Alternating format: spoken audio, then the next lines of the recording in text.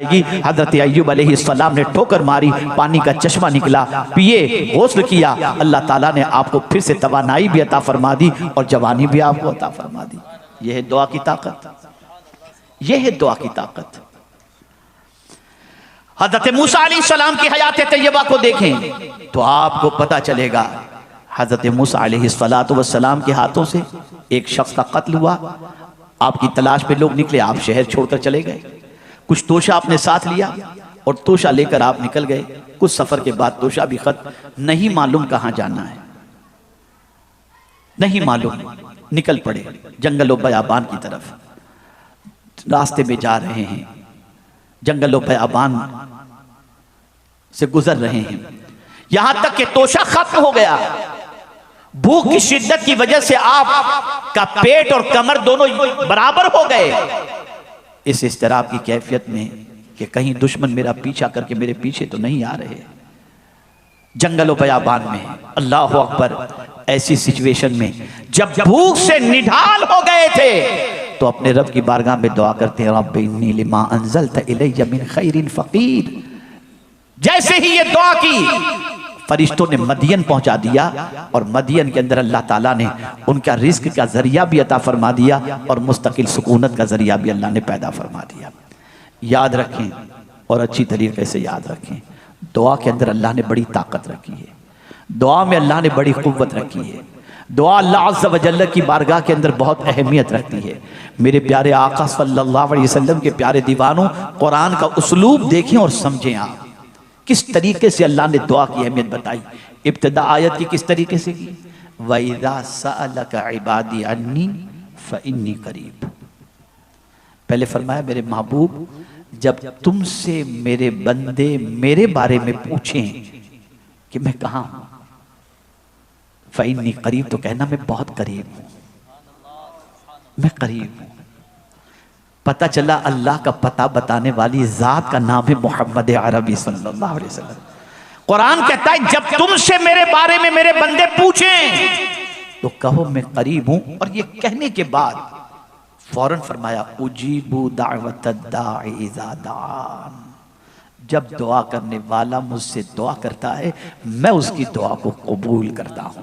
पता चला वो इतना करीब है कि तुम जहां से भी पुकारो वो तुम्हारी पुकार को सुन लिया करता है और तुम्हारी दुआओं को कबूल कर लेता है। ए रसूल आज़म सल्लल्लाहु अलैहि वसल्लम के दीवानों, दुआ इस चीज की गम्माजी करती है कि दुआ करने वाला मुतकब्बिर नहीं, दुआ करने वाला घमंडी नहीं, दुआ करने वाला खुद को कुछ नहीं समझता, दुआ करने वाला अपने माबूद को सबसे बड़ा जानता है, दुआ करने वाला अपने पालनहारे हकीकी को सबसे बड़ा मानता है, इसलिए अपने परवरदिगार की बारगाह में वो इल्तिजाएं करता है। मेरे प्यारे आका सल्लल्लाहु अलैहि वसल्लम के प्यारे दीवानों, हज़रत अब्दुल्लाह इब्न उमर रदियल्लाहु ताला अन्हुमा से रिवायत है कि रसूल आज़म सल्लल्लाहु अलैहि वसल्लम ने इरशाद फरमाया कि जब कोई बंदा दुआ करता है तो जो मुसीबतें नाजिल हुई हैं ना वो दूर हो जाती हैं, और अगर मुसीबतें नाजिल नहीं हुई और आने वाली होती हैं तो इस दुआ की बरकत से अल्लाह मुसीबतों को टाल दिया करता है। मेरे प्यारे आका सल्लल्लाहु ताला अलैहि वसल्लम के प्यारे दीवानों, इसलिए सहाबाए किराम अलैहिमुर रिदवान बहुत दुआ करते। खुद रसूल गिरामी वक़ार सल्लल्लाहु अलैहि वसल्लम हर मौके पर दुआ के अंदर मसरूफ़ नज़र आते और दुआ की कसरत करते। कुरान मुक़द्दस उठा करके देखो तो आपको पता चलेगा कहाँ कहाँ किस किस हाल के अंदर अल्लाह के मकबूल बंदों ने दुआ की। आप नहीं जानते हज़रत यूनुस अलैहिस्सलातु व तस्लीम ने कहाँ दुआ की, और दुनिया को बता दिया तुम कहीं भी रहकर अपने रब से दुआ करो, रब तुम्हारी दुआओं को कबूल फरमा लेता है। आप अंदाज़ा लगाएं, हज़रत यूनुस अलैहिस्सलाम के बारे में कुरान कहता है वनादा फी ज़ुलुमात, अल्लाह अकबर, कहां से उन्होंने दुआ की, ज़ुलुमात, तारीकियों में। तारीकियों में, तारीकियों से क्या मुराद, तारीकी से दरिया की तारीकी, अंधेरा, रात का वक्त, और साथ ही साथ मछली के पेट का अंधेरा। मछली के पेट में हजरत यूनुस अलैहिस्सलातु वस्सलाम ने रह करके अल्लाह की बारगाह में जब दुआ की ला इलाहा इल्ला अंता सुब्हानका इन्नी कुन्तु मिनज़ ज़ालिमीन।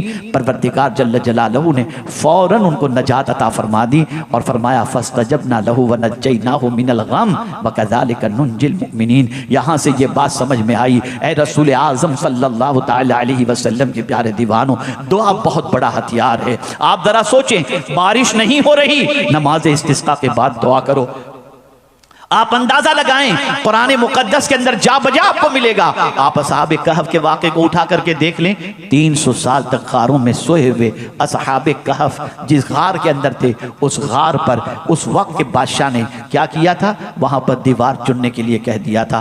अल्लाह अल्लाह, 300 साल तक जिस गार के अंदर असहाबे कहफ रहे, वहां पर उन्होंने दुआ की, रब्बना आतिना मिन लदुनका रहमा व हय्यि लना मिन अमरिना रशदा।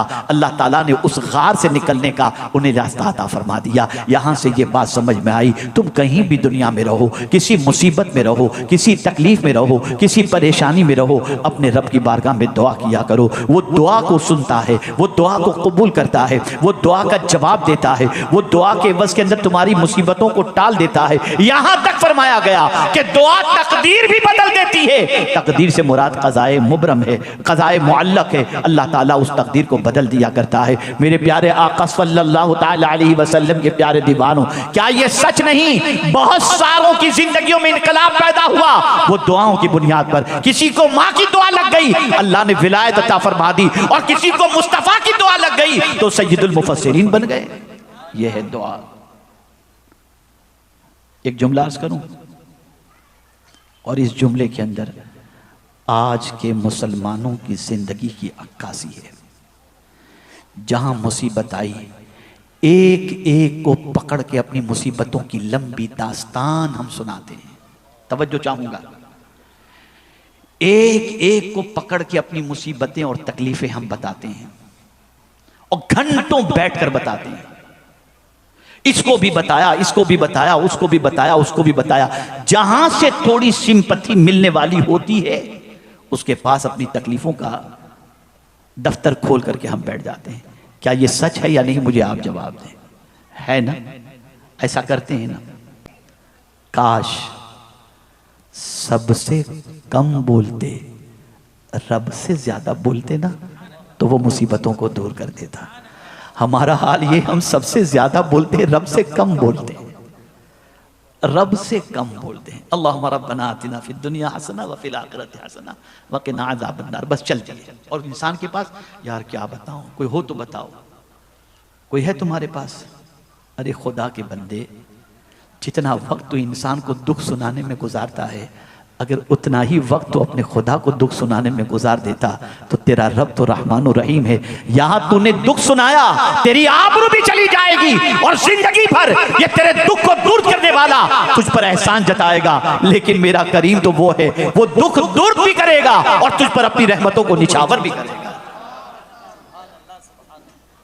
ए रसूल आज़म सल्लल्लाहु तआला अलैहि वसल्लम के दीवानों, दुआ का सहारा लो। जब बात अपनी मेहनतों से न बनती हो, दुआ करना मत छोड़ो, दुआ में कसरत करो। खुश नसीब है वो बंदा जिसे अल्लाह ने दुआ की तौफीक अता फरमाई। जिस बंदे को दुआ की तौफीक मिल जाती है, वो बंदा बड़ा खुश नसीब होता है। और जो बंदा ये सोचे, यार क्या दुआ मांगना, कभी ऐसा होता है इंसान 6-6 साल तक कोई चीज़ मांगता है, उसे नहीं मिलती, तो कहता है यार अब दुआ करके क्या करेंगे, इतने ज़माने से मांग रहे, कबूल ही नहीं होती। खुदा के बंदे, एक वाक़या याद करता हूँ, इससे समझो। पहले के ज़माने में बुजुर्ग भी ऐसे हुआ करते थे कि उनके मुरीद भी विलायत के मकाम पर फाइज होते।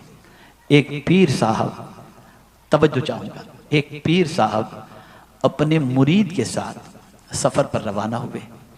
किसी दरिया के किनारे पर तशरीफ़ फरमा थे।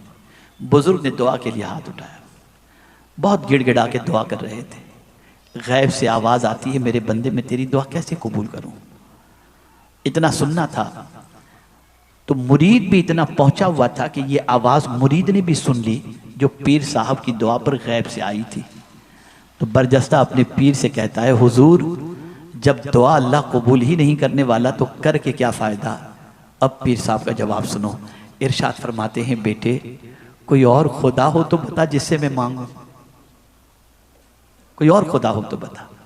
कहा नहीं, खुदा तो एक ही है। कहा फिर उसका जवाब क्या हमको देखना, हमारा काम उससे मांगना है। अल्लाह को ये अदा पसंद आ गई। उसी वक्त जवाब आया, बंदे आज के बाद तो जिसके लिए दुआ करेगा तेरी दुआ हम कबूल कर लिया करेगा। मायूस मत हो, मायूस की वादियों से निकलो, मांगो, रात की तारीकी में मांगो, दिन के उजाले में मांगो। दुआ मांगने के अंदर बखीली न करो।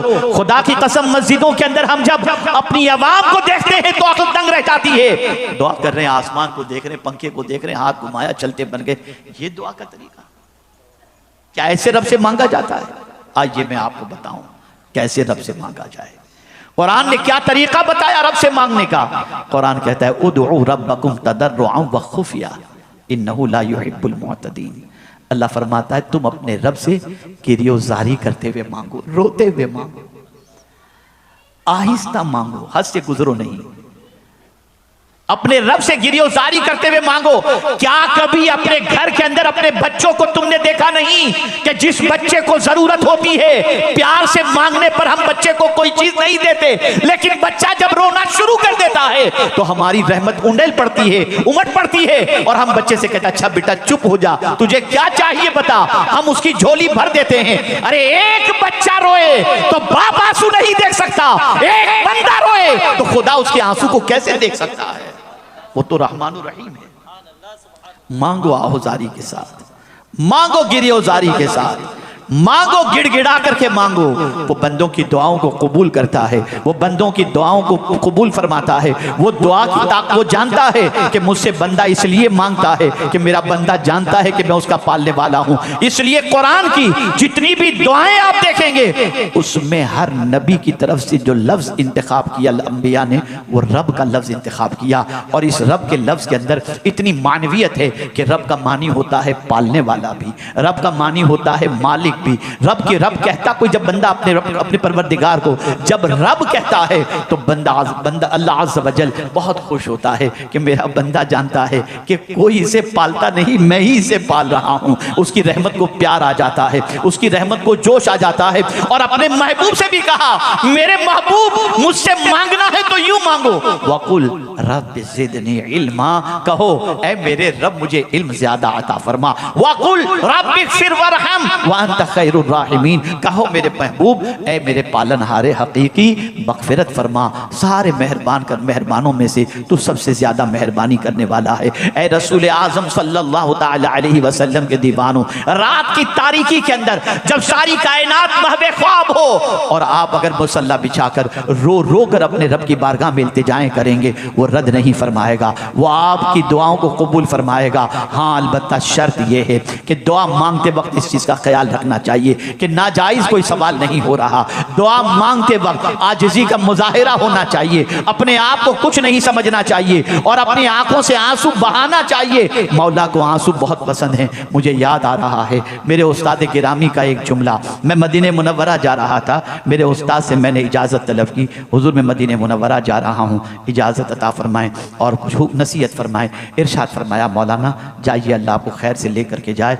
और फिर मैंने कहा, हुजूर मकबूल हाज़री की मुझे दुआ दे दें कि अल्लाह ताला मुझे मकबूल हाज़री नसीब फरमाए।